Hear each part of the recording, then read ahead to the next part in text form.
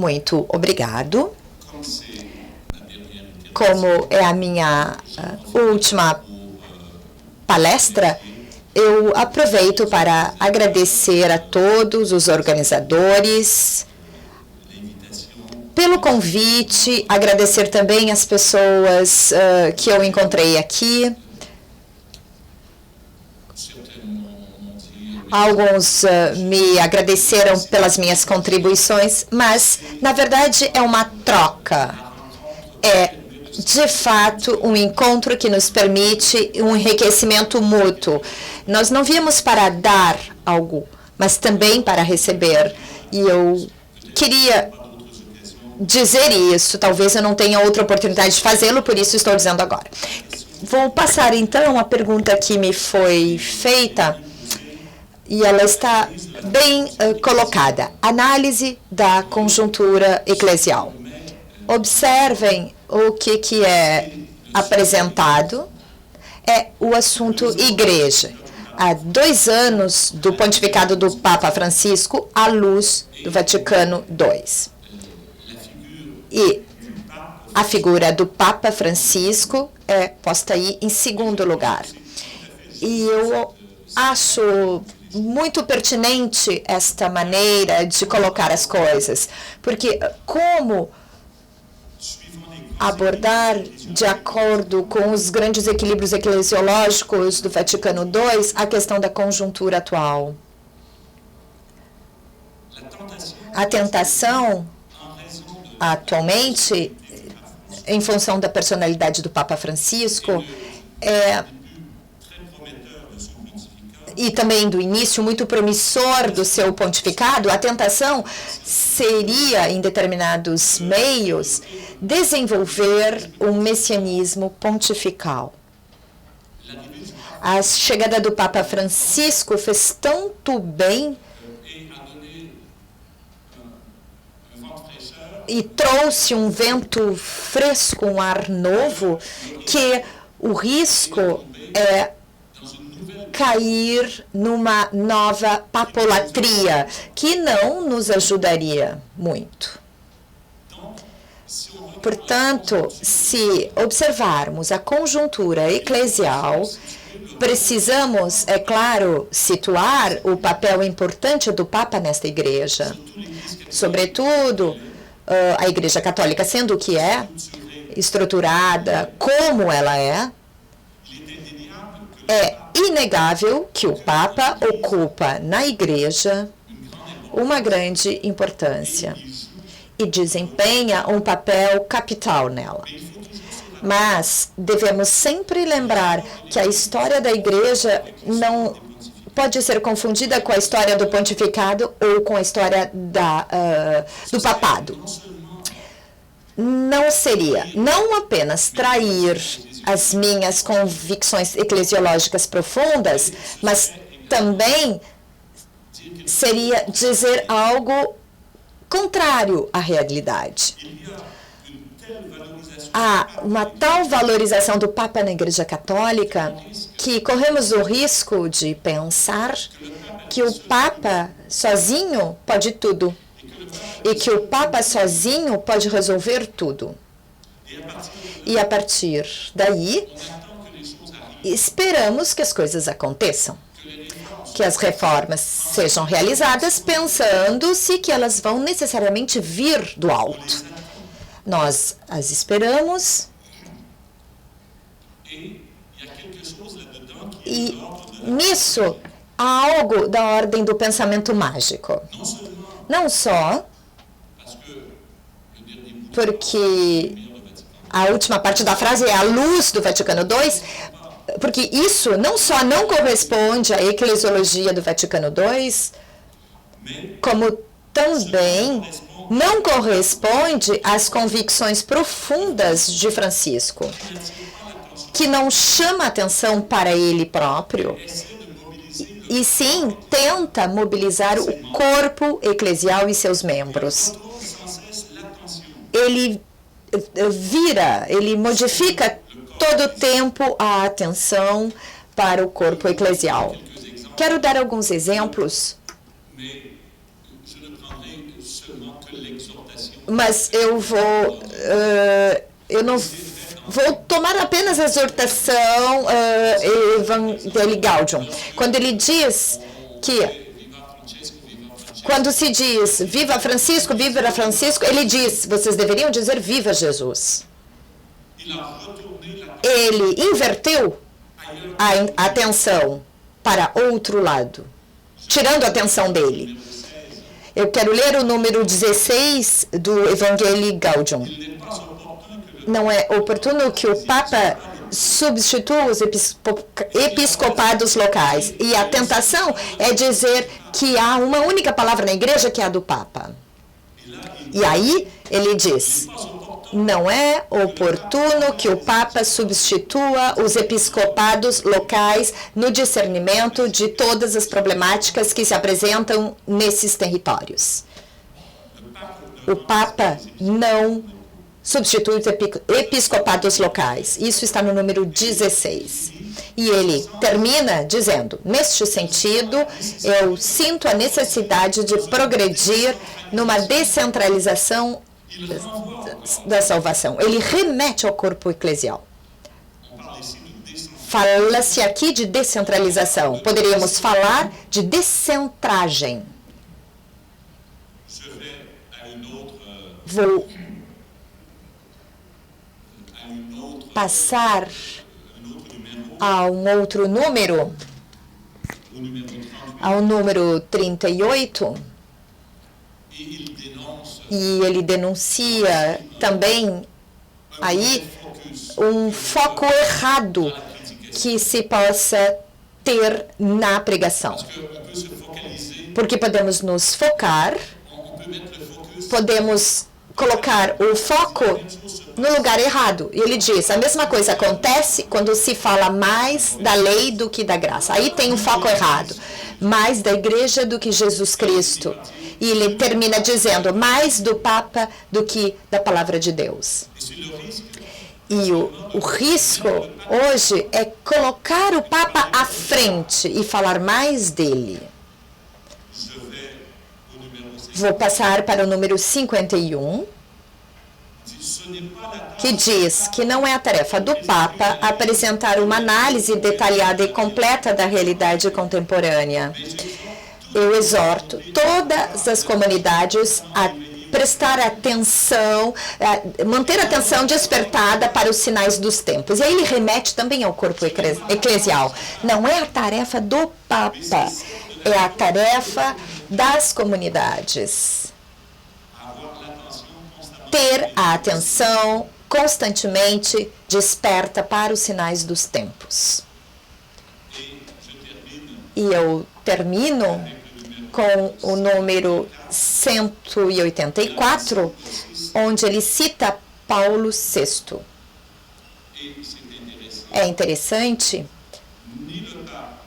nem o Papa, nem a Igreja possuem o monopólio da interpretação da realidade social ou proposta de soluções para os problemas contemporâneos. Eu posso repetir o que Paulo VI disse. Diante de situações tão variadas, é difícil pronunciar uma palavra única. Ele volta aí e, mais uma vez, ele volta às comunidades cristãs. Analisar com objetividade a situação própria dos países. Observem que essa passagem de Paulo VI, na carta ao cardeal Roy, não é retomada no compêndium da doutrina social da Igreja. Durante anos, se ignorou isso. Ele volta a focar as comunidades cristãs. Não é o Papa que pode ter uma palavra definitiva sobre isso. Ele cita Paulo VI. Cabe às comunidades cristãs analisar com objetividade a situação própria de seus países. Portanto, um Papa que não quer que toda a atenção esteja nele, como se ele fosse o novo Messias, que resolveria todos os problemas da conjuntura atual da Igreja. Mas é um Papa que, em vez de centrar a atenção para ele próprio, tenta mobilizar o corpo eclesial e os seus membros e virar o foco, a atenção, e eu até diria, autorizar os membros da igreja. E é isso que ele faz principalmente. Ele autoriza os membros da igreja a serem sujeitos ativos, sujeitos de pleno direito na igreja. E sobretudo, eu destaquei as conferências episcopais. Eu deveria ter acrescentado o número 32, segundo o qual está no número 16, sobre os bispos, em que eu vou achar aqui. Um momentinho. Desculpem-me. Eu só tenho aqui a versão eletrônica. Isso facilitou a minha bagagem. O Papa não pode substituir os episcopados locais. Sim. 32, eu não citei o 32, em que ele retoma João Paulo do sexto, João Paulo II, desculpa, que solicitou uma forma de exercício da primazia sem renunciar a nenhuma das suas missões. Nós avançamos pouco neste sentido.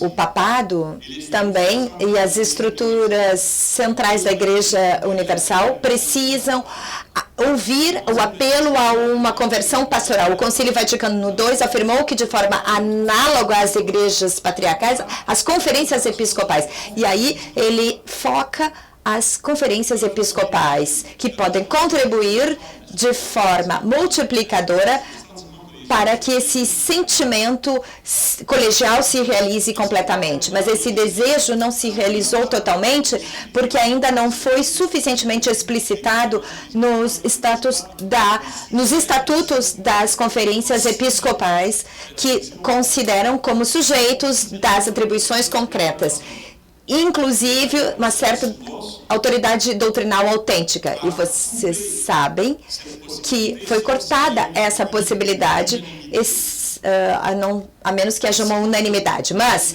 se para o magistério doutrinar autêntico, num concílio, se tivesse esperado uma unanimidade, não haveria, entre os 21 concílios, nenhum decreto seria promulgado. Uma excessiva centralização. Antes ele falou de uma descentralização oportuna, e aqui ele fala de uma excessiva descentralização que, em vez de ajudar, complica a vida da igreja e a sua dinâmica missionária. Observem como ele revaloriza os sujeitos eclesiais, as conferências episcopais, as assembleias regionais de bispos, os bispos, e através de suas ações também, e a sua nova maneira de conceber o sínodo dos bispos, ele revaloriza um outro assunto, que é o sínodo dos bispos, onde houve debates muito fortes, sem falar do grupo de cardeais que ele tomou para assessorá-lo. Em outras palavras, com Francisco, nós reaprendemos, se necessário, que ninguém na igreja pode dizer a respeito de si próprio totus solus. Podemos dizer isso do Cristo, solus totus, mas nunca podemos atribuir para si mesmo essas palavras. E se hoje pensarmos que tudo virá de Roma, se hoje pensarmos que o Papa vai sozinho resolver a situação, e se permanecermos em relativo estado de passividade ou de espera, nós estamos enganados. Estaremos enganados. Não é isto que ele quer. Isso indica a nossa tarefa, a tarefa das comunidades. Ele indicou algumas. A tarefa das conferências episcopais. Olhem as notas de rodapé do documento. Principalmente a nota 4, Quinta Conferência Geral do Episcopado Latino-Americano, documento de Aparecida. Ele cita com frequência as assembleias regionais de bispos, o que é excepcional no documento desta ordem. A nota 5, que remete à mesma assembleia.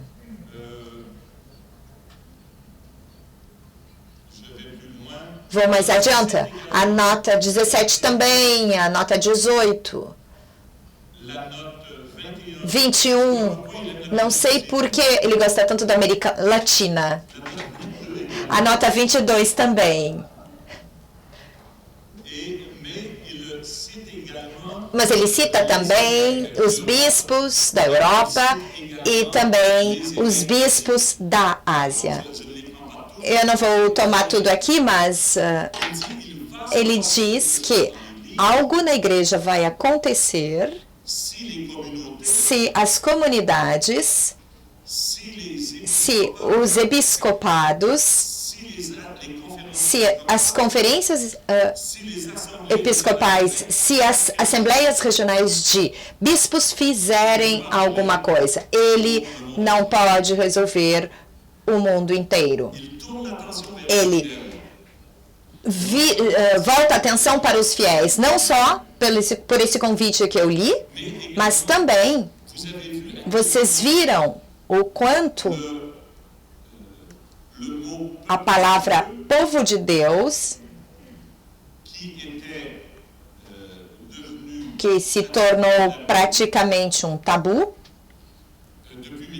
desde 1985, como se fosse uma palavra vergonhosa. Vejam como essa palavra volta na sua exortação 26 vezes. Eu procurei o texto original.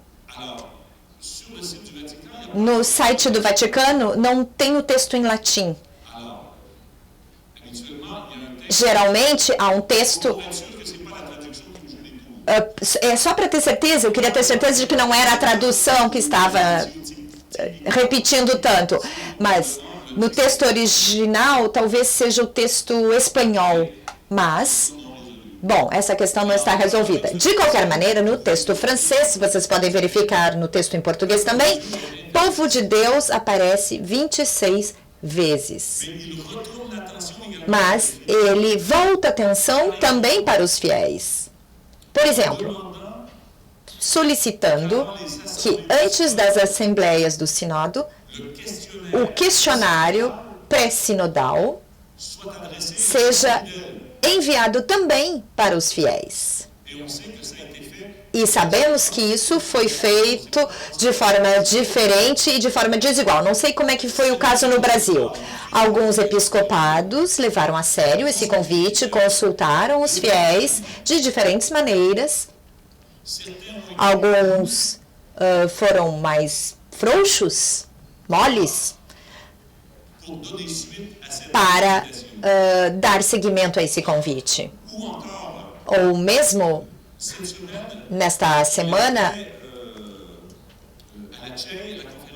na Conferência Episcopal Italiana, na abertura da Assembleia, há toda uma passagem do seu discurso sobre os laicos e os seus relativos. Observem como ele tenta dizer que é preciso despertar todas as energias latentes e potenciais que estão adormecidas na igreja, do povo de Deus, nesse corpo eclesial. Portanto, a sua visão das coisas, e a que nós poderíamos compartilhar, é uma visão dos sujeitos ativos. Reativar os sujeitos do corpo eclesial, dos corpos eclesiais e das pessoas. Sujeitos de palavra, sujeitos de ação e iniciativa. Lembrem-se do que ele disse aos jovens aqui no Rio de Janeiro, no Encontro da Juventude, onde ele convidou os jovens a caminharem, irem para as favelas, etc. Não só, então, sujeito de palavra, ele faz de nós, não só sujeitos de palavra, mas também sujeitos de ação. E o que um Papa pode fazer? Dar o elan, inspirar. O que eu disse antes, autorizar. Reconhecer no outro o seu status de sujeito. Mas é tudo o que ele pode fazer. Depois, cabe a nós agirmos. Ele não pode fazer isso no nosso lugar. E teremos ganho o jogo se cumprirmos a nossa função, o nosso papel, se nos tornarmos sujeitos ativos, sujeitos de palavra, livres, com uma palavra livre como ele quer, mas também palavra responsável. E sujeitos de ação na atividade missionária, na saída e a serviço dos pobres. Sabemos que não existe magia, mas ganharemos o jogo somente se participarmos. Ele abre, portanto, um horizonte, ele inspira, mas ele nos põe a caminho, assim como Jesus fazia para as pessoas que encontrava. Ele os levantava e dizia, vá, agora somos colocados num itinerário. Não devemos esconder que o caminho poderá ser longo e viveremos, por certo, o mistério alegre, mas também um mistério doloroso, porque este caminho será acidentado com obstáculos. Às vezes cheio de alegrias, como os discípulos que voltam muito felizes depois de terem saído a convite de Jesus, mas este caminho também será um caminho cheio de pedras e obstáculos. Ele dá um horizonte, sugere práticas que vão levar a experiências e despertar algo novo no corpo eclesial. Se ele não for seguido, as coisas podem novamente serem bloqueadas. Se ele não for seguido pelos bispos, quando eu digo que ele propõe práticas, ele propõe práticas aos bispos, aos padres. Observem o que ele disse por ocasião do ano da vida religiosa. Ele propõe práticas. Na terceira parte das suas cartas, ele diz, olhem o futuro com experiência. Quando ele disse aos religiosos e religiosas da Europa, vocês têm grandes conventos, estruturas que estão semi-cheias, semi-vazias, abram esses espaços. Ele sugere práticas, convidem os pobres. Mas, se isto não for buscado por esses corpos eclesiais, as coisas podem ser novamente bloqueadas. E, por mais que tenhamos outro Francisco depois, não vamos avançar. Não é só do Francisco que precisamos hoje. Precisamos de membros vivos do corpo eclesial. Faço essa pequena digressão a respeito de outro pontificado, que de outra maneira quis também ser reformador. Se vocês observarem o pontificado de Paulo VI depois do concílio, uma certa dinâmica reformadora, 66, 67 e um pouco em 68, talvez mês de junho, várias reformas, diálogos ecumênicos lançados, principalmente.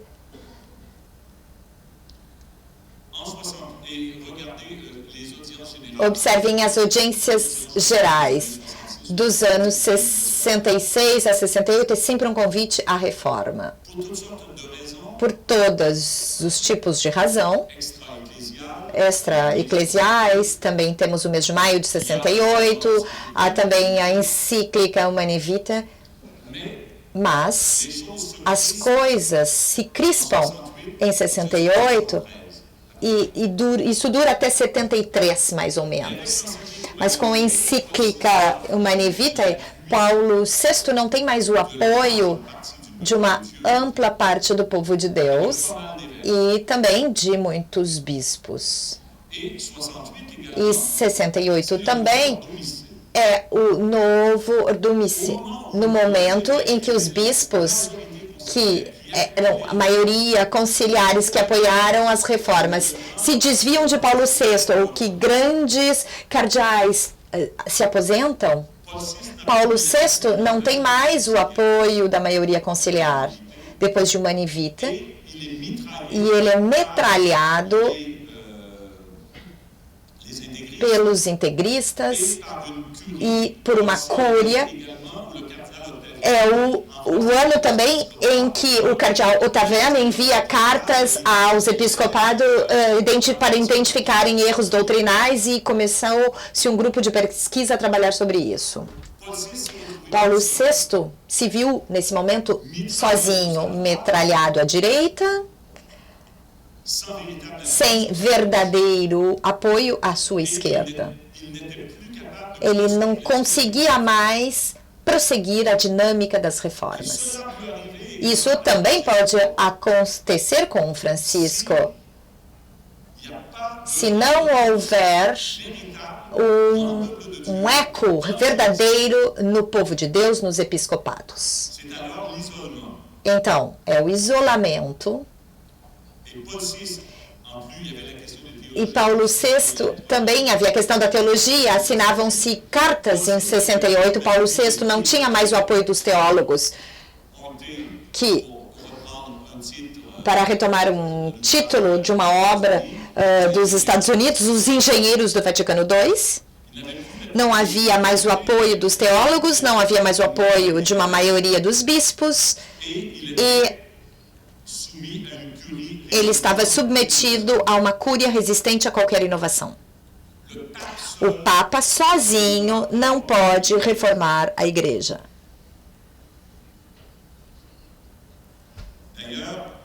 Aliás, eu estou convencido de que... Bom, vocês sabem que a fase preparatória do Concílio Vaticano II conta mais do que toda a fase conciliar em tempo, ela é mais longa. E como para os atletas, se não houvesse essa fase de aquecimento,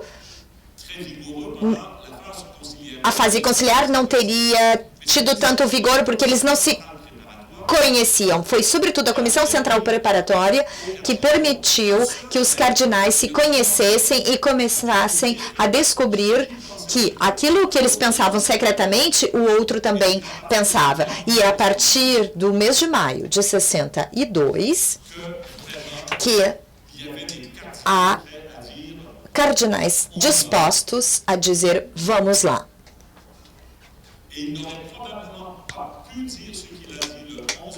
E eles não poderiam ter dito o que disseram em outubro de 62 se não soubessem que isso teria um eco e um impacto e que uma recepção desse discurso seria possível. Francisco pode ser neutralizado se não houver resposta para o elan, para o impulso que ele lança. Atualmente, então,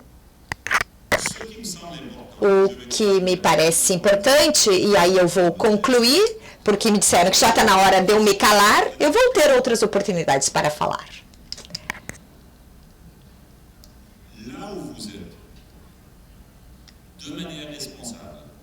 De onde vocês estiverem de forma responsável, é preciso que vocês favoreçam a emergência de uma igreja de sujeitos. E uma igreja de sujeitos de ação e iniciativa. Sujeitos de palavra pela sinodalidade local e regional. Vocês sabem, eu não tinha pensado nessa referência, mas me ocorreu agora, em Presbitério Homo Ordinis, no número 9,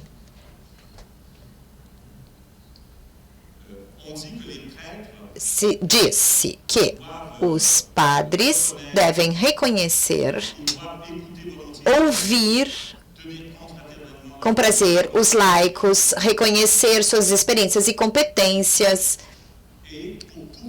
para poder, com eles, ler os sinais dos tempos. Isso são as comunidades. A leitura dos sinais dos tempos.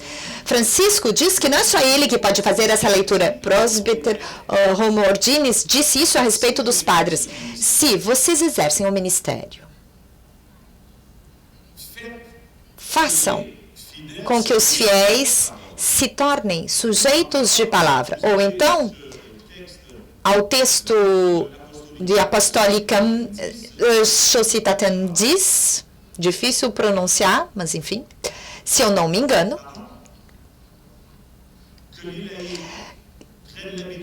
que se diz que os leigos tomem o hábito de trabalhar nas paróquias em estreita relação com os padres, trazendo para a comunidade da igreja os seus próprios problemas, os problemas do mundo, dos homens, para examiná-los e levando em conta a vida de todas. Isso já está nos textos conciliares. Trazer para a comunidade da igreja as questões, os problemas do mundo. E isto é fazer com que localmente as comunidades se tornem sujeitos de palavra. A mesma coisa no plano diocesano. Vou abreviar. Sujeitos de palavra, sinodalidade, no plano local, começando na paróquia, nas comunidades de base, nos grupos, sinodalidade diocesiana, regional, etc. Eu não estou defendendo aqui um Concílio Vaticano III amanhã. O que é preciso fazer é a revivescência da sinodalidade em todos os níveis da igreja. Comunidade de palavra, comunidade de ação e, de acordo com Francisco, de atividade missionária e de serviço aos pobres. E aí, sim, é possível. Mas ele nos convida à conversão. Como vocês sabem, para tomar duas figuras da América Latina, Helder Câmara, a quem nos referimos ontem, é um bispo que se converteu. Robeiro, que será canonizado em breve, é um bispo que se converteu. Francisco nos convida à conversão pastoral dos bispos, dos religiosos, dos padres, dos laicos, etc. E sem isso, não haverá reforma da igreja. Muito obrigado.